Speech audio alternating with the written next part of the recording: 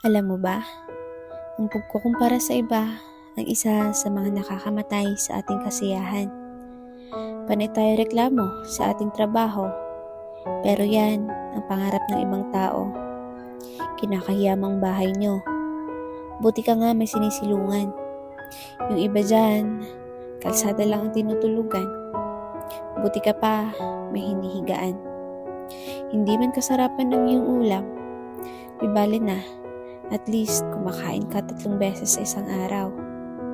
Marami dyan ng asin ng ulam. Okay na. Mairamos lang ang gutom ng sikmura. Nakukulitan ka sa iyong mga anak. Yung iba dyan, hirap na hirap magkaanak. Isa lang naman ang gusto kong ipaalala.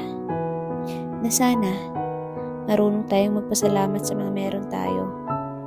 Matuto tayong maging grateful. Hindi tayo magiging masaya kung puro pagkukumpara ang ating ginagawa. Maganda ka, pinagpala ka, hindi man katulad ng iba, ganyan talaga. Kasi unique ka. Okay?